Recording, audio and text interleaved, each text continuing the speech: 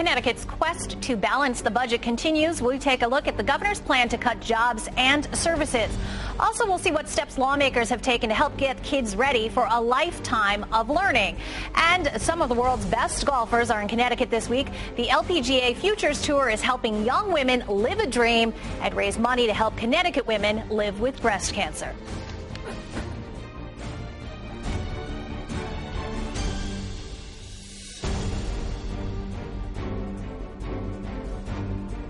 Welcome to The Real Story. I'm Lori Perez. The bad news continues to come from the Capitol. News of the serious steps the governor says he has to take to balance the budget in the absence of a concessions deal with the state workers unions. We've all heard the basics by now: 6,500 plus layoffs, cuts in services such as closing 4 DMV branches, none of it good, and as the governor continues to say, not the road he wanted to go down. Fox Connecticut's Jennifer Bernstein shows us some of the details. One day before Governor Malloy presents his budget plan to the legislature, we are seeing what the future could look like for Connecticut's state workforce.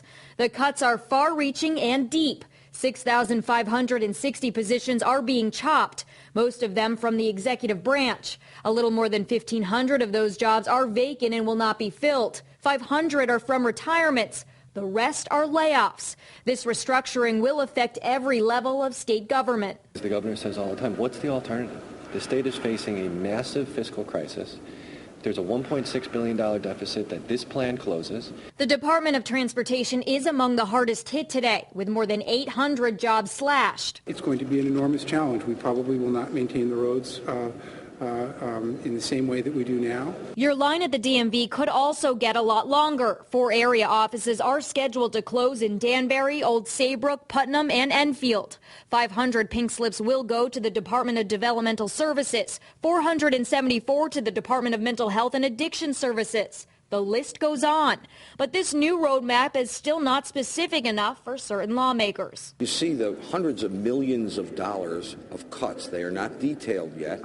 And yet we as a legislature have no idea where those cuts are going to be. Union leaders continue to try to craft a solution to avoid layoffs, saying they remain in contact with the governor's chief negotiator. But time is of the essence, especially since some of the notices received by their members yesterday were for as soon as 2 weeks. And it's that shorter time frame that has all of us very concerned about the need to get on that path forward and get there quick. In Hartford, Jen Bernstein, Fox Connecticut. All of that said, it is a road the governor says he will go down in the interest of getting Connecticut back on solid financial footing by balancing the budget, paying the pension fund, and creating jobs. This past week, he was in Bloomfield on the Cigna campus as they declared Bloomfield their headquarters, bringing at least 200 jobs to Connecticut over the next 2 years, and in return, getting $50 million in tax incentives. Cigna could get more if they add more jobs. Here now to talk about all of the budget planning going on, and specifically one bill in particular, is Senator Rob Kane. Senator, thanks for being here. Hi, Lori. Thanks for having me. So you had what you considered to be a similar jobs incentive bill. It was at the Oxford Airport. Tell us about it, and it recently got vetoed. Yeah, basically, Lori, as you know, covering the Capitol, not too much comes out in the form of pro-business legislation. Mm-hmm. This certainly was one of those ideas. It would have provided an economic development zone around the Oxford Airport that would give businesses an incentive to grow, create jobs, and expand payrolls. The governor vetoed it, and we were shocked because this governor came out and said jobs, jobs, jobs, and we're open for business, yet he vetoes a pro-business type of legislation. And those are the kinds of small businesses that even he himself says are the most vital to growing the economy. The backbone of the economy is small business. We're looking at light manufacturing companies, research jobs, high-tech companies, a perfect opportunity to create an area that's accessible to the airport, accessible to I-84, perfect for the communities that are like to grow. So for his explanation, I mean, he said, let's have the newly developed airport authority take some time. They need some more details. Let's take a second to look at this and make sure that we're doing this the right way. That seems all right. No, it doesn't, because he says it's premature. Well, there's nothing premature when you have 9% unemployment, when you have 100,000 people who've lost their jobs in the private sector over the last 2 years. We should be doing this right away, if not yesterday. So in my mind, no, we shouldn't wait for another level of government, another bureaucracy. We should be acting now. But you also want to make sure that you're doing it the right way, right? And this was the right way. This was providing incentives to businesses to come in. Rather than give $50 million to one company for 200 jobs, this would have cost the state $75,000. And we would have had numerous companies open up in an area that needs it. So you brought up the Cigna incentive plan. What's your beef with that? What do you feel uncomfortable about? Well, the other side of the aisle has always been touting that we're for Main Street, not Wall Street. Well, this is total opposite to what they propose. I think we should be given incentives and breaks and opportunities to small business, not one particular company. Why are we picking winners and losers? We just saw that Unilever today announced 184 jobs are leaving the town of Clinton. So are we going to go offer them $50 million to stay? I mean, it just doesn't make sense. So in my mind, we should be creating an atmosphere that is business friendly, lower taxes, lower regulations, then we'll get businesses here.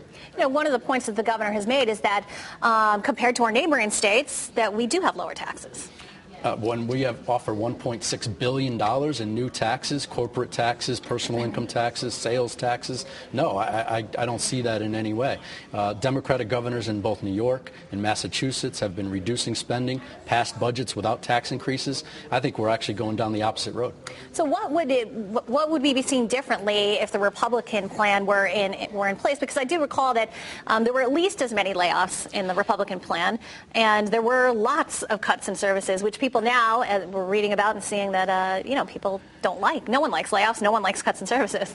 Agreed. No one likes layoffs. No one likes cuts in services, but no one likes taxes either. Our budget had zero tax increase, and that's the difference. So we understood that this is a difficult economic time. We understood that the size of government is too large, so we were scaling that back as well, but we were doing that without $1.6 billion in taxes. That's the big difference. But would the big difference also have been that the level of services cut would have been drastically more? Well, I think there's a lot of duplication of services. If you look at, we went line item by line item, and certainly in a lot of the social service programs and other programs, there were a lot of duplication. So we could have reduced our size of government. We could have reduced the number of managers. It's known that we have one manager for every 6 employees in government, where in the private sector it's one manager for every 13. We're hiring people at 6-figure salaries every day. So I could understand why the rank and file is out there saying, wait a minute, you're asking me to take a pay cut or give up something. Why do you keep hiring at these manager levels at 6-figure salaries? So does that mean you're not surprised that the concession deal got rejected? I'm not surprised, but I am, but I'm not, because I believe that it was a good deal. I think the unions should have taken it, because a no layoff clause, regardless of the economy, I think is a good thing. However, having said that, there was a lot of misinformation. There was a poor selling on the union's parts and on the administration part. So I can understand the fear of the unknown when it comes to the people who are voting. A lot of people are giving a lot of flack to Governor Malloy. But isn't it the unions? It's the unions. It's in their court, right? I mean, they're the ones who rejected it. He made them an offer. I think part of the problem is the outdated, arcane laws that they have for their own segment to say that 80% need to approve it. But that's something they need to fix previously. But at the same time, this administration did a poor job of selling it to the rank and file, and that's why it's showing up today. So they're going to try and sell it now, however it comes out over the next few days. And what do you think is going to happen? I mean, will we see public hearings, first of all, do you think, on this? Not the way this administration has been working. You look at the UConn Health Center. That was put through without a public hearing. $900 million expenditure. You look at $50 million to Cigna. You look at this busway they're creating. We are spending like we have an unlimited pocketbook, yet people are hurting and state employees are getting laid off. It just doesn't make sense. Why don't the Republicans then force the public hearing? I would love to. I would love to have public hearings and start this whole thing all over again and go back to day one, like that movie Groundhog Day. Because I think what we need to do is go back to the drawing board and say, well, let's scale in our spending, of course. Let's reduce the size of government, but let's not increase taxes on the general public. Lots of people say that all of this talk and all of this anxiety about the mayor's Plan B bill now, or Plan B plan, in the end is not going to take effect. that the unions are going to come through. There's going to be either a revote or some sort of renegotiation, though the governor says he doesn't want to do that. But there's going to be some form of this that's going to get passed, and all of these layoffs, et cetera, are not going to happen. Well, that could happen because they have till August 31st to get this figured out. So I think the legislature came in a couple weeks ago and put this together. We gave the governor the largest rescission authority ever in the history of our state. So the ball's in his court, certainly, and I hope that they can work it out because no one wants to see people get laid off, especially when our services are being cut as well. At the same time, we have a great tax burden. And in the meantime, getting back to your airport bill, you're going to push to have that reconsidered, right?